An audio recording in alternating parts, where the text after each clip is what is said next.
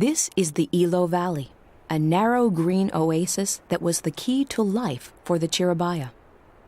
Located in the southernmost part of Peru, on the edge of the Atacama Desert, the valley was carved and nourished by the waters of the Asmor River. Around the 10th century AD, the Chiribaya settled the entire valley from the Pacific coast to about 25 miles inland.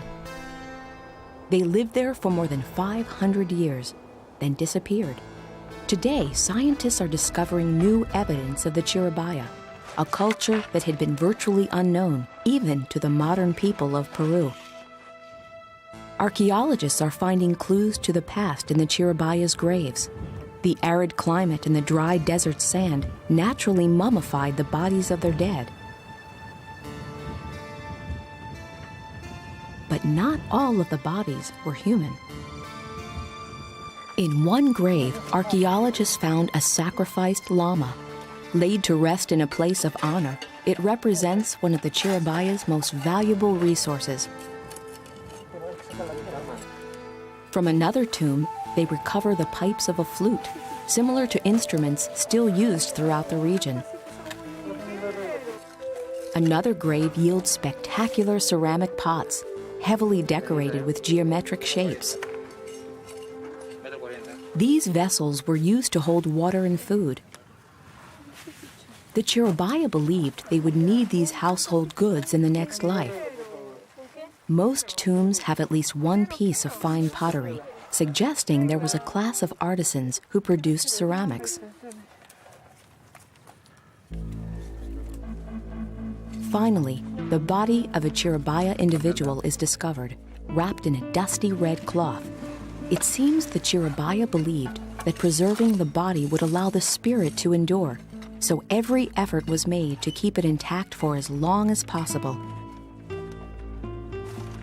This individual was buried with typical Chiribaya offerings, including 8 ceramic vessels and the heads of 2 sacrificed llamas. The wool from these animals may have been used to weave the vibrant textiles and pouches buried with the body.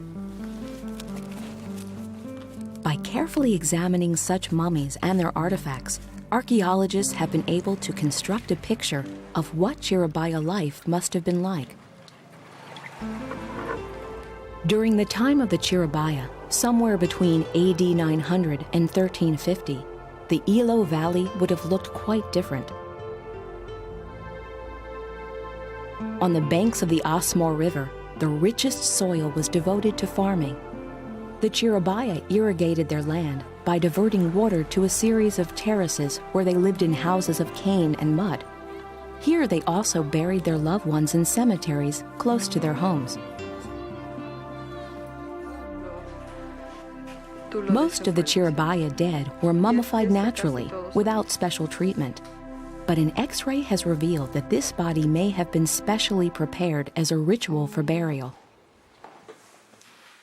Nearly 500 Chiribaya mummies have been examined, and only 7 of those were ritually prepared. This suggests that only important members of the society received this extra care. Are those leaves? This is, yes. That is a leaf inside, there. Coca leaves, sort of coca inside. Inside the body is a pot filled with coca leaves. The coca is a sacred plant to people of Peru. To make room for the leaves, a bit of preparation was necessary. Through an incision in the abdomen, the embalmers removed all of the internal organs, including the lungs, liver, kidneys, intestines, and stomach. They put the small ceramic pot full of coca leaves into the empty cavity, placing it up inside the rib cage. Then they packed what little space remained with wads of llama wool and closed the incision with stitches. Llama wool quickly absorbs moisture, depriving tissue-decaying bacteria of water. Archaeologists think this man was probably 60 or 70 years old.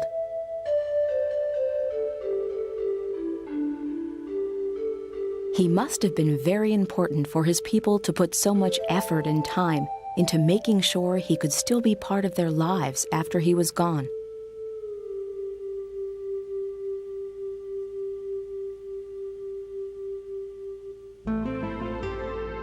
The mummy's date of death was somewhere between AD 1350 and 1450, close to the end of Chirabayan culture. Scientists continue to search for mummies from all phases of Chirabayan history, looking for clues that will provide a more detailed picture of how this culture developed through time.